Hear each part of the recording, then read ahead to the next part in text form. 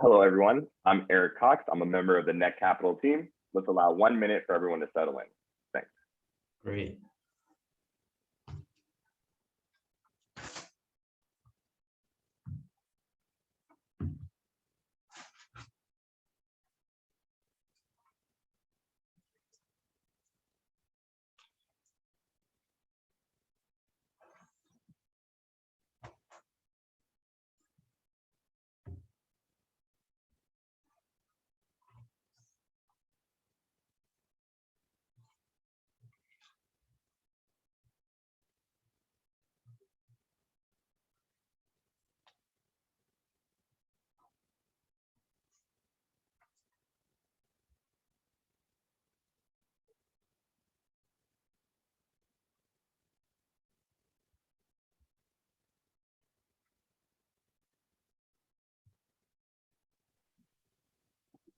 Okay, let's dive in. So welcome again. Today, I'm excited to welcome Dwayne Samuels with FinLitX. As always, this company is actively raising capital on the Net Capital platform. You can go to netcapital.com and search FinLit, or you can go directly to netcapital.com/companies/FinLit. I've also added a link to the chat, so you can click that and go directly there. A few quick housekeeping items. Please do use the Q&A functionality built into Zoom. I know that there's also a chat feature, but the Q&A functionality really makes it easier for me to track all the questions and get to as many of them as possible. And we do want you to engage. So please dive on in, ask your questions. We want to keep this as interactive as possible. So with all that being said, please join me in welcoming FinLitX to the stage. Come on in, Alexis. Tell us what you're building. Well, thanks so much for the privilege to be here with Net Capital today and to talk about our pre-IPO, what we're building. The first thing I'll start out with, branding is very important. And so we pronounce our app name FinLit. We put an accent mark over the I. FinLitX.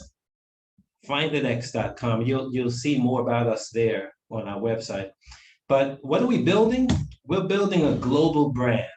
And it's a global brand that focuses on the need for financial literacy within our populations, within the United States, within served and underserved communities, and within the school systems.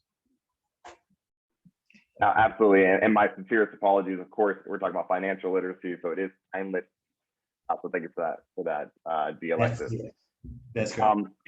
Can we start off talking about the problem here? You talked about financial literacy specifically within a certain demographics. Can you define the problem and tell us how big that is? Absolutely. Well, as far as the problem within the United States, we'll just start there. This is really a global problem. Financial literacy is significantly vacant or unavailable. Surprisingly, in a Western country like the United States, only 47% of the population are considered to be financially literate. Many are unaware, though, that financial illiteracy, put an IL in front of the word literacy, illiteracy is responsible for many of the socioeconomic problems in which we're confronting. Did you know, for example, that those who are financially illiterate suffer more stress and anxiety? As a result of the stress and anxiety, bear greater percentages of mental health problems. We can add to that physical health problems.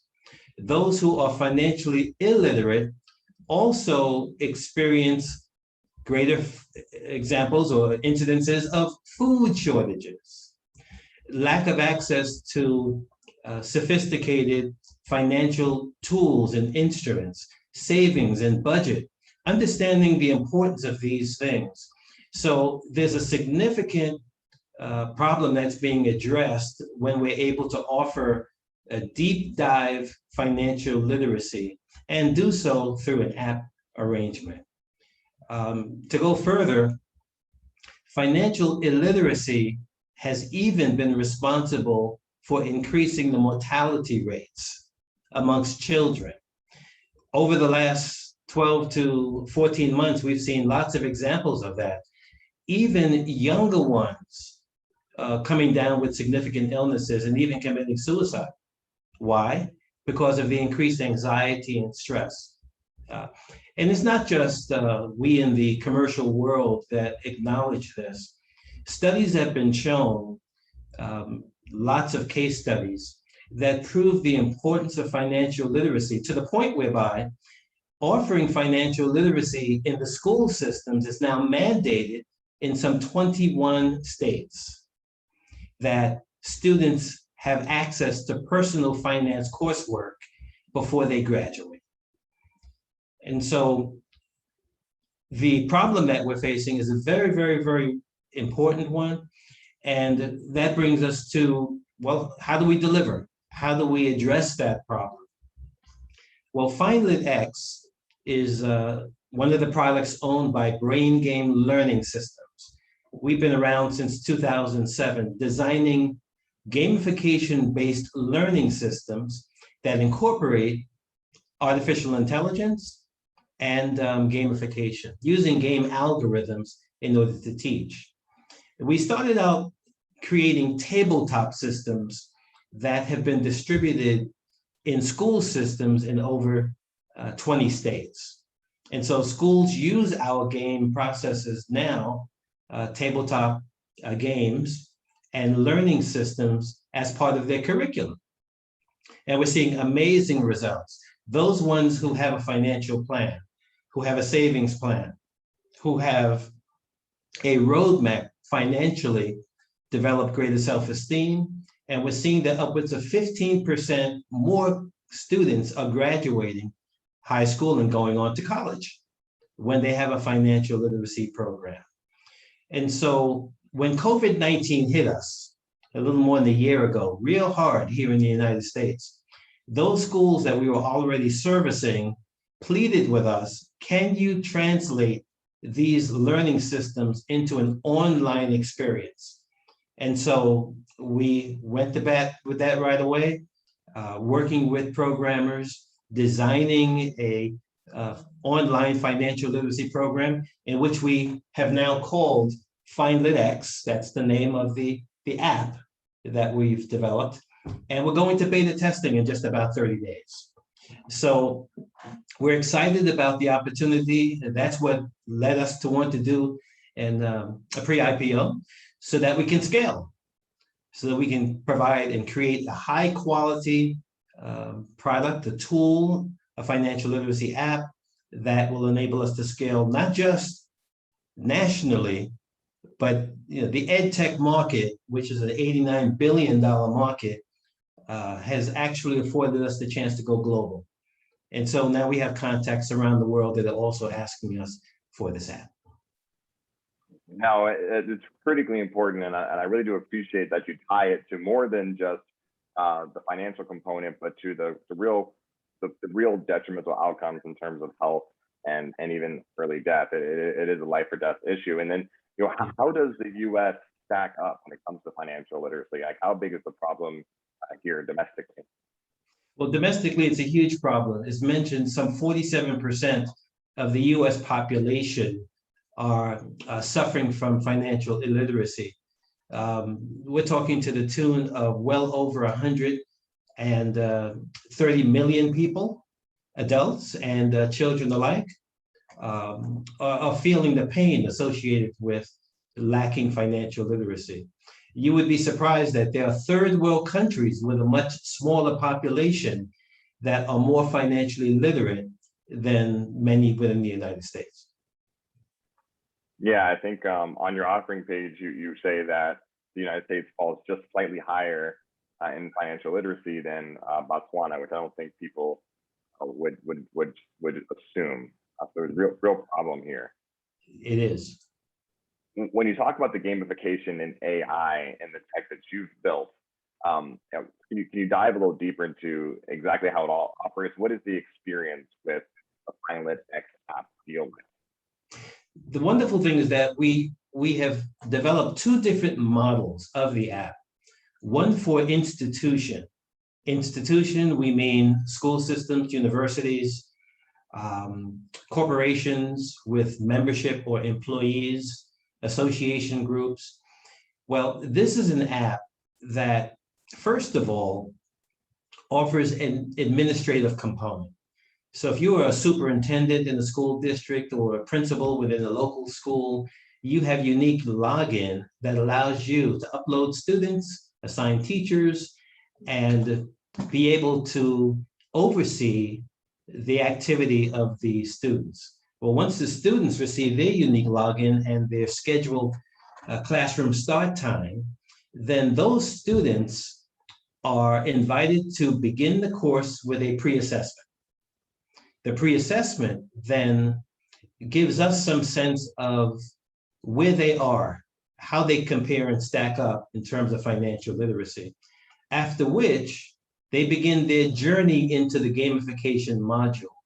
It's actually designed like a game, but it includes trivia-based educational components that help to formulate financial literacy within the mind, not just from an academic or technical or Q&A standpoint, but the students, as they play through this gamification process, are actually introduced to life's experiences. These life's experiences require that they maybe have a credit score or some knowledge about real estate, the stock market, everyday budgeting and savings and outcomes. And the more questions they get correct and the points they develop, the higher their credit score grows or their asset base. And the one in this particular case that finishes first or at the highest credit score or asset value, then through competition wins that portion of the learning system. They're first introduced to financial literacy 101, and like many of the games that kids and adults enjoy playing today, they're then rewarded when they complete that component. Then they move to 201, same process, and then 301. At the end of the learning system, they are treated to a post-assessment. And this post-assessment then allows us to measure how they've improved from the beginning of the experience to the end of the experience. By the way, that's a very important element for the school systems, because they need to be able to measure the value of the learning system also in order to continue to offer it to their students. We're an accredited program as well. And so schools partner with us for that purpose, include our learning system inside their curriculum. Then there's the consumer version, which allows us to go out to upwards of 2 billion in the marketplace globally, so that those ones in the consumer market, whether they be a young child, the game is rated for those that are 8 years old or up. It's rated E for everybody. And adults also enjoy playing. So when they log in, it's more of a consumer experience. It's the first one to acquire $1 million in combined assets and cash. They purchase homes. They learn all kinds of important topics associated with adult decisioning, very important. In fact, one of the psychologists that's well known in the United States, Dr. Jeff Gardier, who happens to be on our board of advisors, tested the game out himself some years back and was able to certify that when one plays, there's such emotional involvement inside this learning process, using competition, relational learning, repetition as well, that it releases hormones called dopamine. So it creates excitement and the desire to want to play over and over again. And it actually can remap one's brain, whereby it can get rid of bad habits and replace them with good financial habits. And so that's truly what makes us unique too. Using gamification in this way, we've been able to develop a product that's one of a kind And also the reward system allows for us to be able to generate revenue within the context of the game itself. No, I'm so glad that you went down both channels, B2B part and the B2C part. And then you mentioned the revenue model. Can you dig deeper into how FinLit and Brain Games largely makes money through both of those avenues? Absolutely. That's something we're excited about. Those models are different. The institutional model oftentimes will have revenue available for soft skill development. As mentioned, within some 21 states right now, scheduled to increase to 25 soon, states mandate that financial literacy be taught. Well, this program qualifies for Title I funds. And so school systems have funds allocated to be able to pay for access to our program, FinLitX. How? Well, by license. So the school will pay a license, and that license will vary depending upon the amount of students, in the school district. In addition to that, we use a internal advertising model. We've partnered with sponsors that offer their products to brain game learning systems, to FinLitX. And so those users and players have the opportunity to actually play for their products, whether it's the latest PlayStation 5 platform, or it's a pair of Nike sneakers, or whatever is popular. Well, those are introduced to a player when they enter, when they log in, and they can select what they'd like to play for. So they'll join a group and they'll play head to head, and they'll compete for that particular prize. But the real reward is the financial literacy that they're learning in the process. In fact, the kids often say to us, it didn't feel like learning. We were just, enjoying playing this exciting game, but they become much more proficient. Adults, parents play it along with their children. Amazing the results that come along with it. And virtually every adult that's ever sat down and played our tabletop model has said, wow, I wish I had this when I was young. Because we had to overcome lots of boundaries and challenges, and we're not taught. And generational decline from generation to generation continues within our communities. Parents may not be financially literate themselves, and so intimidated by the responsibility to teach their children financial literacy, or the values that the children see their parents in everyday life, whether they splurge their money or they have savings, the stability within the household, having a emergency fund, house going into foreclosure. These are the things in which is taught all within this learning system. And so it's very exciting to see parents sit down with children and they play together. And sometimes the children know the answers to the questions before the parents do. But it starts a conversation. And that's the kind of conversation we need, not only inside the household, but within the school systems and abroad. Yeah, no, that's a very powerful mission. Talk about positive cyclical change and generational wealth creation, very important, especially in the context of specific demographics. Before we go into customer acquisition and some of the questions that are coming in, you mentioned the size of the market earlier, but I'd like to take a deeper dive for a moment. How large is the ed tech market, and and are there any other associated markets that you think are relevant? Absolutely. Well, the ed tech market is an $89 billion revenue market, which includes all the different forms of educational components. Brain Game Learning System offers not just the app, but we also offer a MOOC styled platform for learning, a personal finance course as well.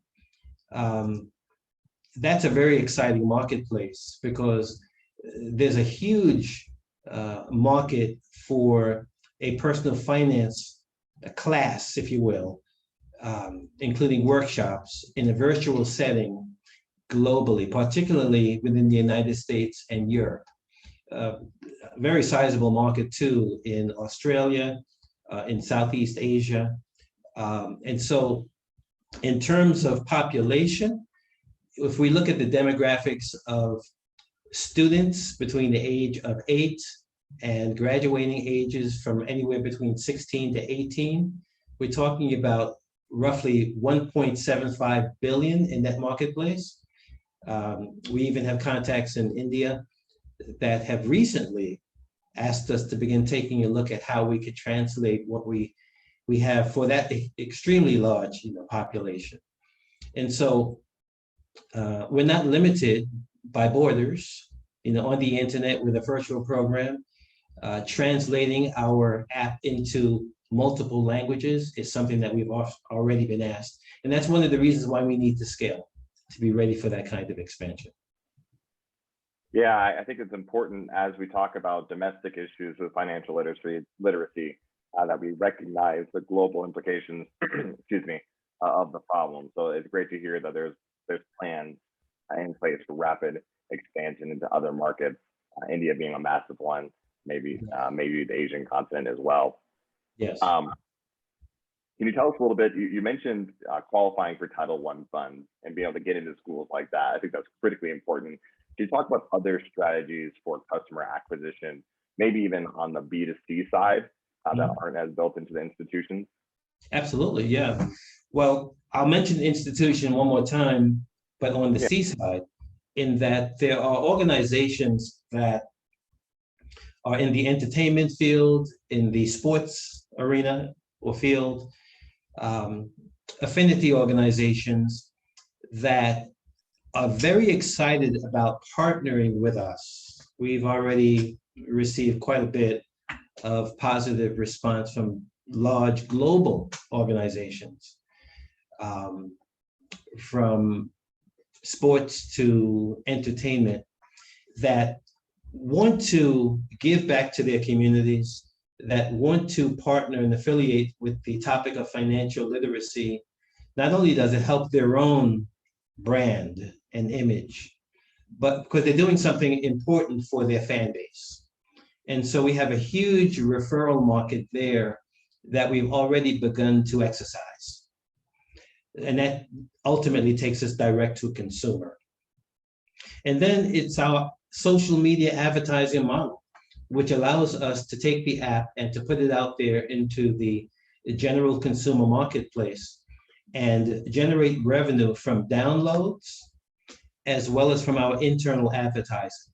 And I wanted to mention a little bit more about how we generate revenue on that consumer side. While we are very sensitive to how our revenue is generated in the institutional market, that's important, because along with those Title I funds comes certain restrictions and certain requirements that must be met. We've met them in terms of accreditation and measurable outcomes and value.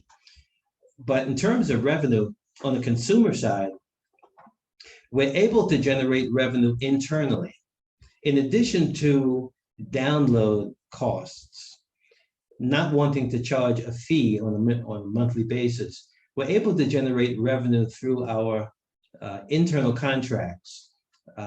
Very much like if you own a product and did product placement, so the manufacturer of that particular brand will pay you in order to advertise, display their product to the eyeballs that you have engaged with. Well, when we have hundreds of thousands of eyeballs all regularly playing, whether it be through schools, whether it be through individual play and competition and leagues, and I'll mention something exciting about the league side in a moment, those eyeballs generate revenue from our ad sponsors. We do not, and we will not, display pop-up ads inside of our game. Absolutely not. That's distracting. And we'd rather provide a better social connection with our audience than do that. But as mentioned earlier, they can play for specific games and prizes and gifts and develop points. It's the same. The eyeballs are still seeing the product.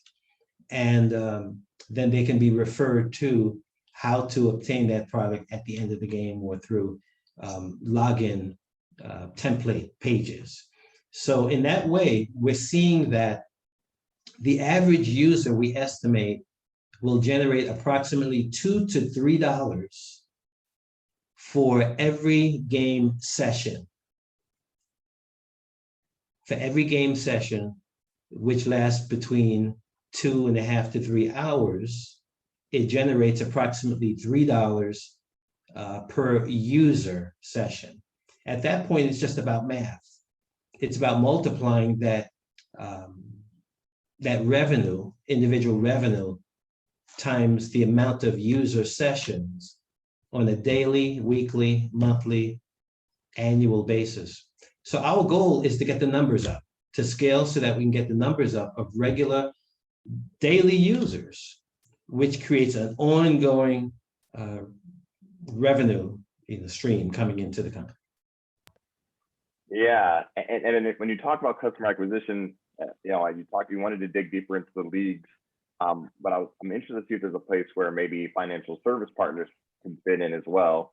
Obviously, Net Capital is a fintech company, and so there's always something interesting around relationships with banking partners. And I imagine once the data shows that this demographic that has gone through your program or plays your games might be, more less risky borrowers or something to that effect, and that could be an interesting piece of the puzzle down the line. Yes, absolutely. And we also have a debit card component that offers an e-wallet. The e-wallet itself generates revenue. So that's exciting. We've added on some other features. One of the rewards that we're offering through the gameplay is points toward owning cryptocurrency. That's just one of the rewards. And so a part of our overall business plan, which is coming to fruition this summer, is to develop our own crypto coin, which will be called RTP, which stands for Road to Prosperity. So the RTP coin will be a part of the reward system that will grow two different revenue bases, not just the financial literacy e-learning, but also rewards associated with a crypto coin on the Ethereum stable blockchain as well. So we're excited about that. So that will significantly increase our revenue base, where we presently are looking at a valuation of approximately 18 times EBITDA. That is expected to grow significantly higher than that when we add the RTP crypto coin component. That is great. That's great, the idea that you could be earning towards a potentially appreciating asset, as well as other kind of exciting things. You mentioned the new PlayStation or something like that. So that is really cool. Right. I know on your offering page, you also mentioned customer acquisition through influencers, and you have some videos on there. Can you talk a little bit about the relationships that you've built and how you be able to leverage those to bring on users? Absolutely. Well, one of the earliest relationships we developed was with staffing and celebrities associated with the NBA. And so we look forward to expanding upon those relationships. We also are very tightly woven with sororities and fraternities globally. We have already presented to some of the largest fraternities in the country that have expressed a strong desire to connect with us. We've already begun the process of negotiations and contracting. These fraternities also are very active within HBCUs. And so that's another channel that we're using to approach the school as well as the consumer marketplace. And so we've worked with a number of global organizations. Recently, we were invited to partner with the UNCF, United Negro College Fund, that is already actively at work in producing scholarship funds for virtually all of the HBCUs in the country. And they would like to be able to add on a financial literacy component and partner with them to use our app in assisting them to raise funds as well. And we have another trademarked product that we'll be introducing as well within roughly the next 12 to 18 months. And it's trademarked, so we can talk a little bit about it. But it's going to be a game show, a financial literacy game show, also under the auspices of Brain Game Learning Systems. And we've talked to some pretty well-known celebrities that are even now known for game show hosting that are excited about the possibility of working with us in producing a show that promotes financial literacy. So a lot of good things on the table for us to continue to develop with the proper funding, of course. Very important part. Yes, all this made possible through proper funding and investment. So great opportunity to remind everyone that, as always, FinLit is actively raising capital on the NetCapital platform. You can go to netcapital.com and search FinLit, or go to netcapital.com/companies/FinLit. I've also added a link to that in the chat feature, so feel free to pop in there and consider investing. As we continue along, there's such an important piece that we have to dig deeper into, and that is your team, as well as your advisors and investors. Let's start with the core team right now. Can you tell the people a little bit more about yourself and your background and what motivated you to build this product, and then we can talk about the rest of the team as well. Well, this is personal for me. I grew up in the city, downtown Brooklyn, back in the 60s, the product of a single parent household with two siblings, and surrounded by what at the time to me seemed like boundaries. What would I become, in the future? Educational opportunities also were few and difficult to come by. Well, back in that same period of time, an integration program was introduced. I'm dating myself in terms of my age now. So I was bused out to a community about 30 miles outside of my birthplace. But remarkably, there were other opportunities available. So I was invited to take a test, came in second. It was more of an aptitude test, came in second in the entire grade, and was given the job on Wall Street at the age of 15. Was able to graduate early. That immediately exposed me to what the company did, international trade, importing and exporting.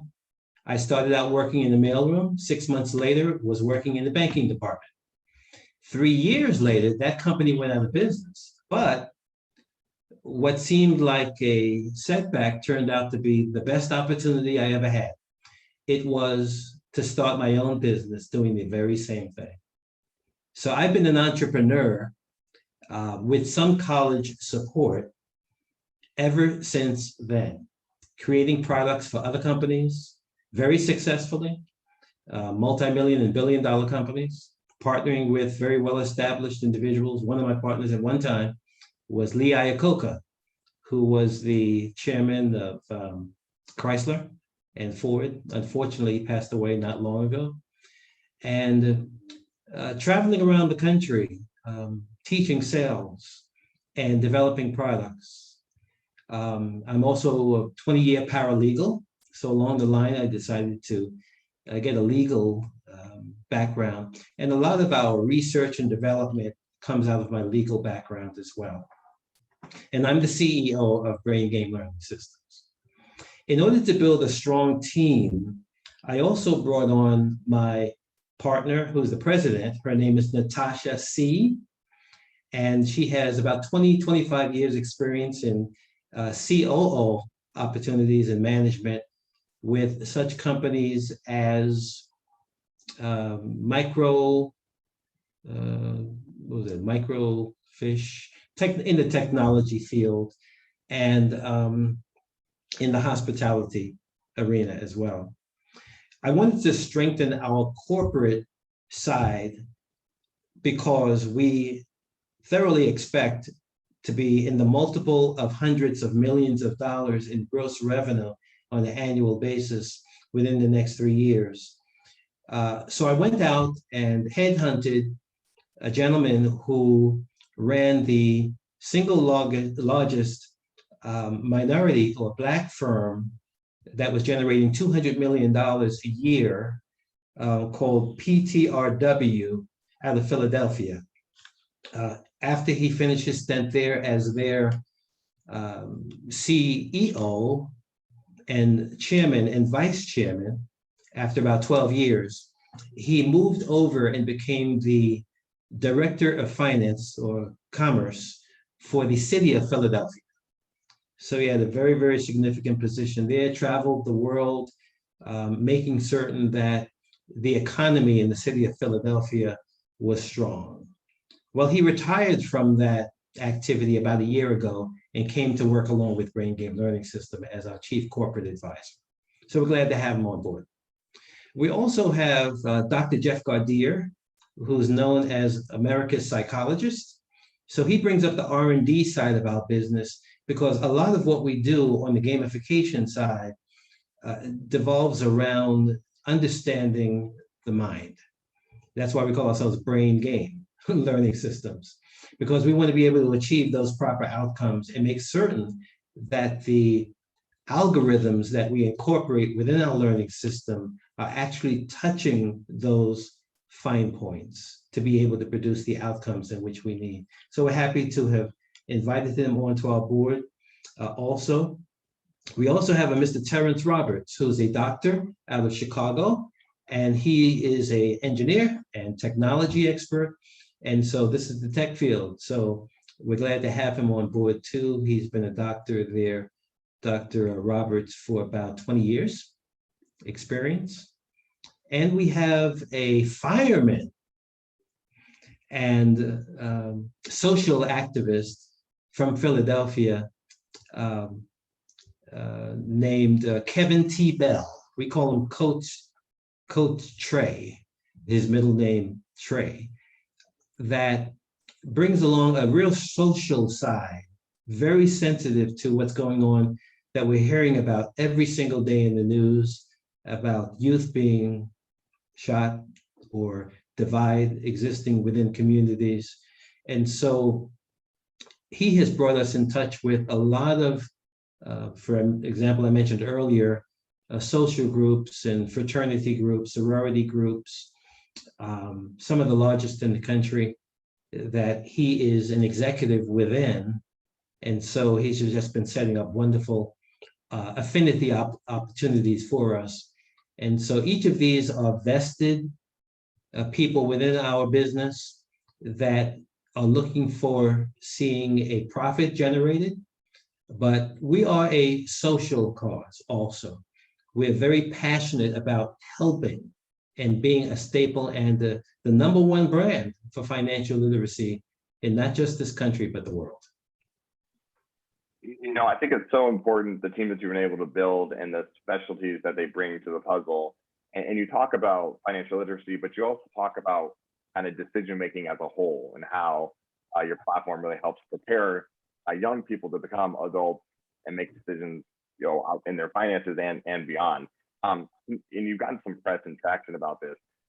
Some of the pieces discuss this brain remapping that occurs during the games. Can you dig a little deeper into what that looks like? Absolutely. This is a wonderful subject that not very many people spend time learning about. How do our brains work?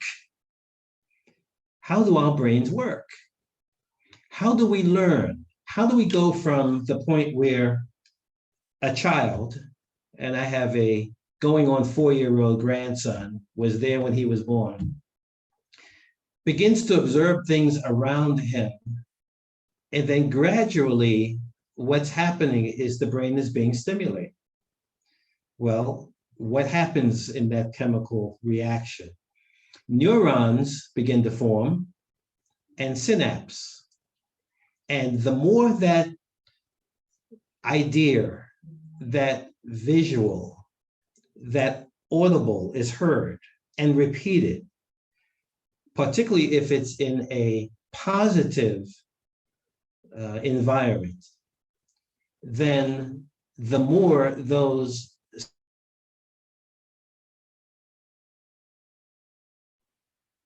Oh, it looks like I froze a little bit there. You still with us, Dwayne?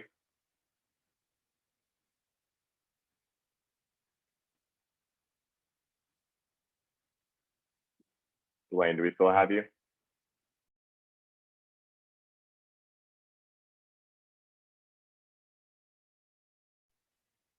Felt like we were just getting into the meat and potatoes of the brain remapping. So I do feel bad.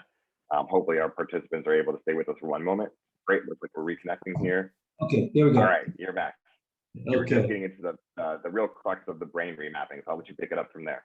absolutely. So the more the positive stimuli occurs, it not only causes those synapses to reach out and to touch each other, then that electrical pathway connects. And the more that positive stimuli occurs, you'll see if you put those probes on the mind, you'll see electrical charges passing through faster and faster and faster. That's how we develop speech. That's how we develop appreciation for music, for example. How is it that we gradually, through practice, learn to play the piano or another, instrument? What about when we were all young and we learned our ABCs? Wasn't it put to a rhyme or a rhythm or repetition or multiplication tables? And then the more we are exposed to it, the better we are able to remember it and to utilize it, to understand it in our everyday life, to use it to make decisions. Well, what we're introducing through gamification and the brain remapping concept is, frankly, it's not new. If we just stop and think about it, why is it that when we get to be about 10 or 11 years old in school, the curriculum begins to rely less upon those kinds of algorithms? And then we're sort of stuck with taking tests at the end of the semester to see if we've learned anything, or writing essays. And well, of course, that all includes some kind of repetition or relational learning. But these fundamental concepts is what helps us to develop our decisioning, what we've been exposed to. And throughout that whole process, also, dopamine is released. That's that feel-good hormone that gives us pleasure when we engage in various activities.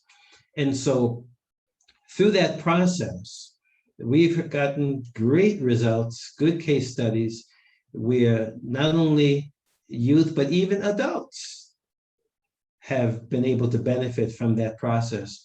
And it's generally believed that if you can continue something for about 5 to 6 weeks, something new, then it can become a habit.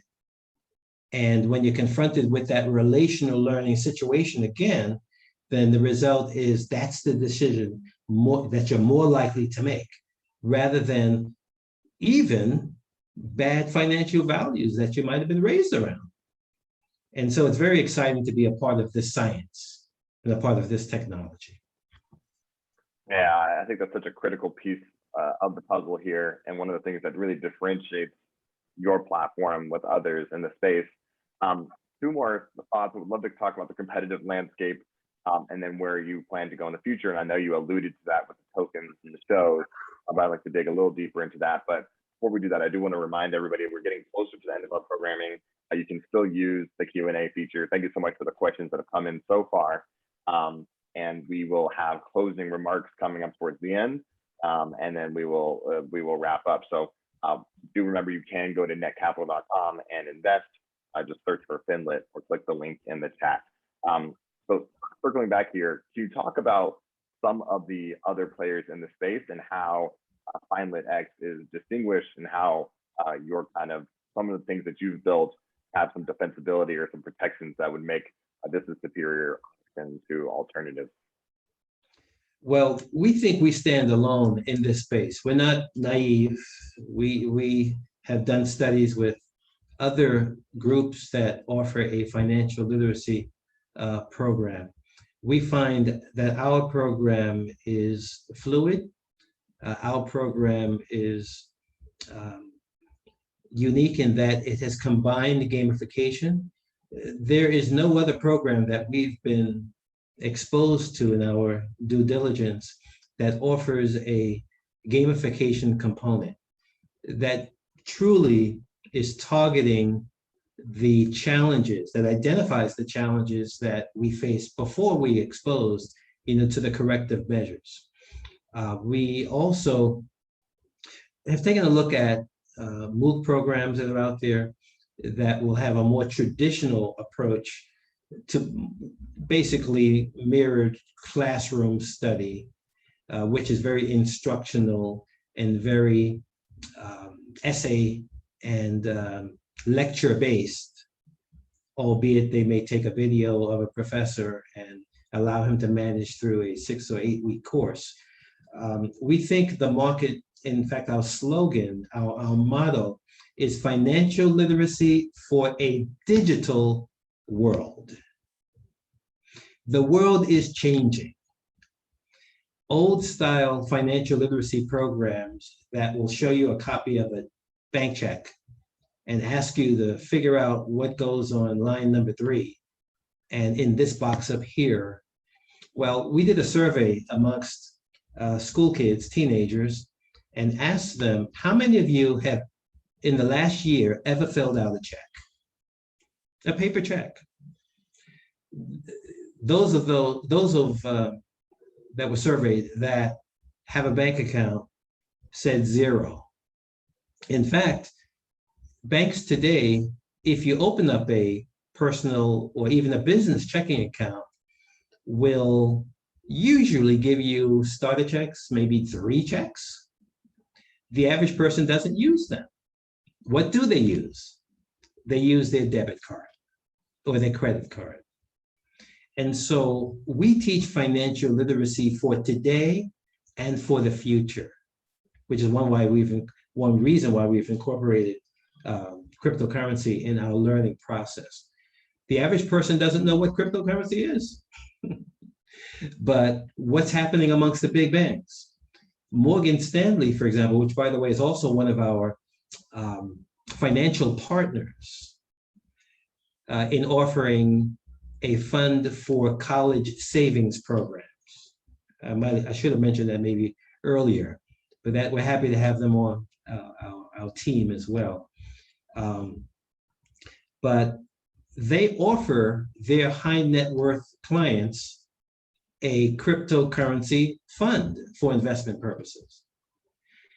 Banks that were more reluctant and resistant to the introduction of cryptocurrency 2 years ago, 3 years ago, are now buying hundreds of millions of dollars of Bitcoin and Ethereum and are advocating cryptocurrency.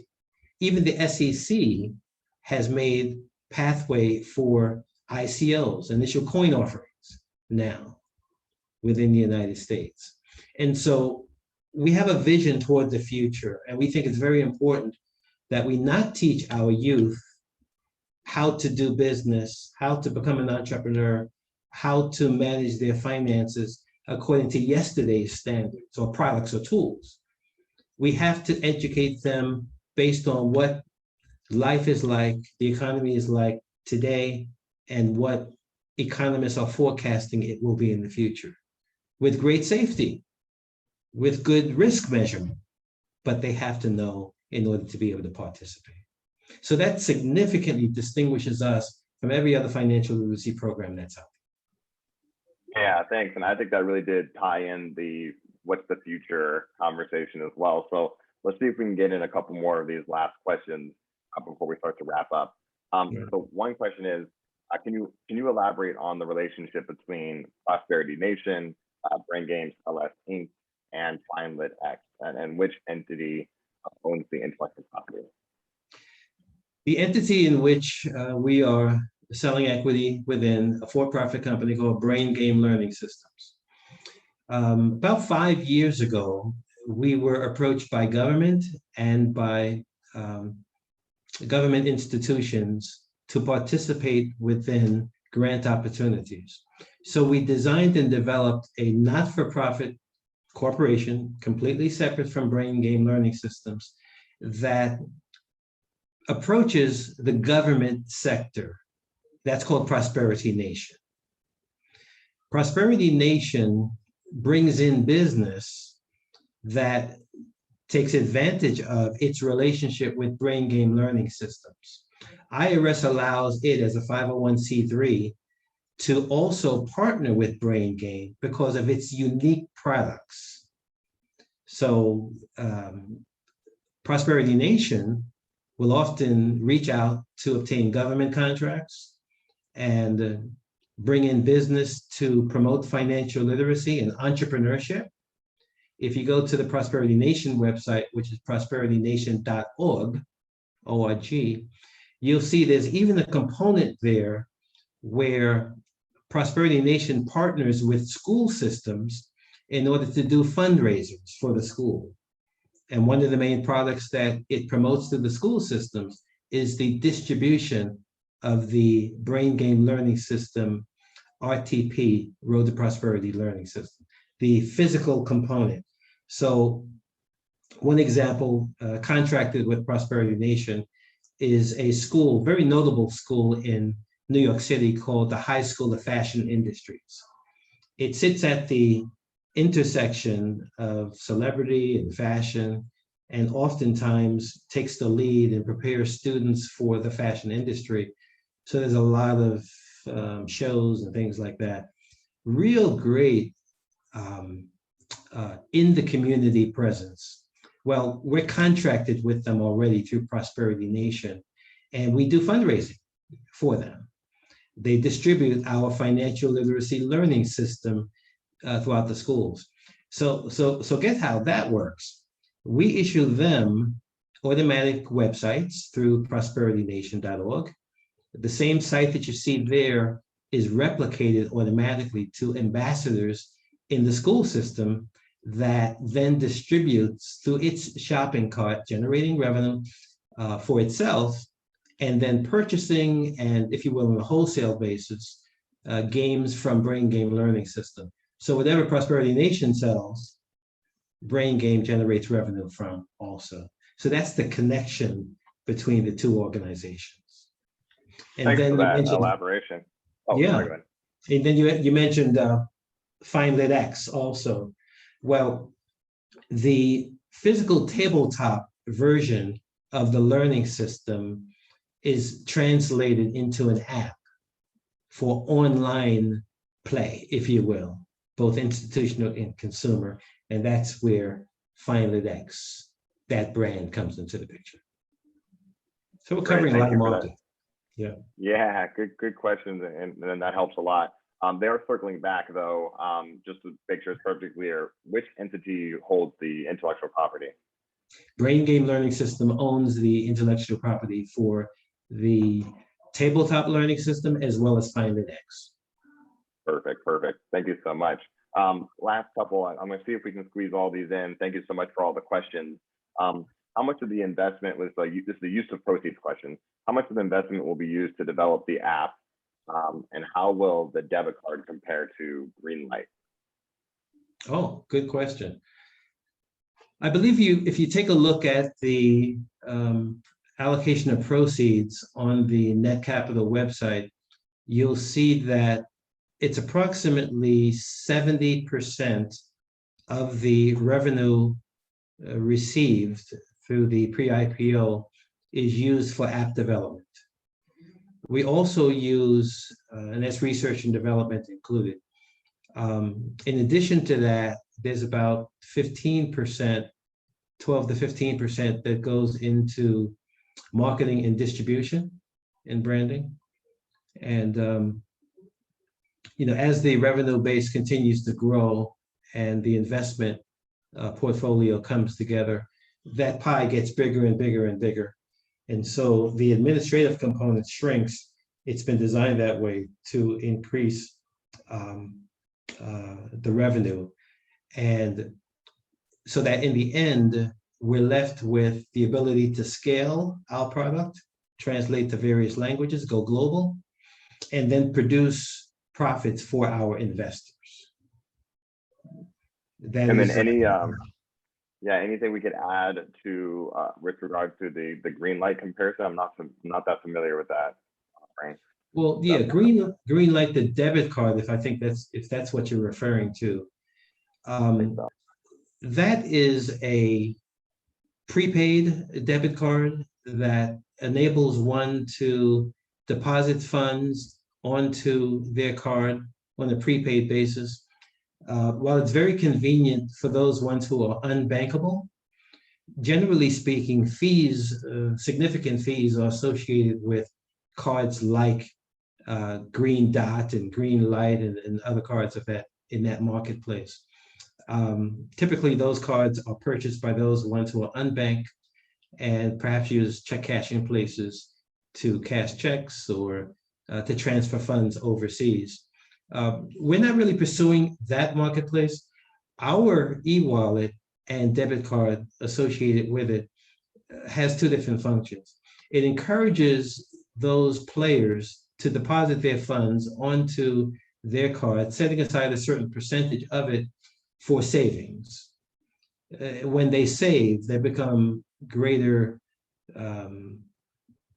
bankers, investors. Statistics show they pursue longer lines of education and ultimately end up more successful in life. And so ours is more designed for savings components. And we've also partnered with a company called Gift for College, which offers a savings program designed to foster college education that could be used to purchase scholarships and tuition inside schools. So ours has a different focus, and ours also generates revenue. So that's another revenue stream. Thank you so much for that. And we'll bring it home here. I'll ask you this question. You can kind of take it into your closing remarks. Has the app been submitted to the App Store, and will it work on tablets and PCs and Macs? And then with the last couple of minutes, can you combine that with why now is the perfect time to go to netcapital.com and invest? We only have a couple of moments left, so let's just dive on in. Well, absolutely. We've already been approved for the Apple Store as well as Google Play Store for download purposes. That's already been mapped out and approved.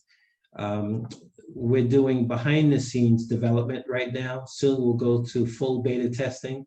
And as soon as beta testing is completed, which we hope will be sometime during the month of June, July, then it'll appear on the Apple as well as the Google platforms for download. And I'm sorry. It's okay. Yeah, it was. Will it be available for tablets, PCs, and Macs? Oh, absolutely. Yeah. That's something I had to learn because the more we got into the technology side, we realized that the app had to be designed in a way that can fit the screens of both Apple and Android, devices, as well as tablet devices, can automatically flip so that it can fit the screens of tablets and normal desktop, CPU. And that's important because typically speaking, there are better outcomes amongst students when they can learn, be exposed to e-learning through a tablet or a laptop device. And so you've probably heard a lot in the news over the last years about schools having to quickly retrofit themselves with laptops for their students who do not have them. So we had to take all of those technical details into consideration as we designed the app. Teachers also would rather teach off of an app, whereby the consumer division is heavily focused on the cell phone application, the Apple or the Android device, because kids when they're out playing, just a game, they would much rather do that, on their smartphone. Perfect. And then concluding here, and thank you so much for the participants' questions, especially towards the end there. Those are great questions. Can you bring us home here, Alexis? Tell us why is now the perfect time to join the Brain Game family through investing through NetCapital? Well, there's an industry answer to that. There's also a financial answer to that. From the standpoint of the industry, last year, 2020, saw the greatest increase in EdTech, some 300%, as schools globally have had to transition from offline learning to virtual and blended learning programs that all involves the technology associated with having online access to these programs. And so we expect the EdTech marketplace to continue to increase.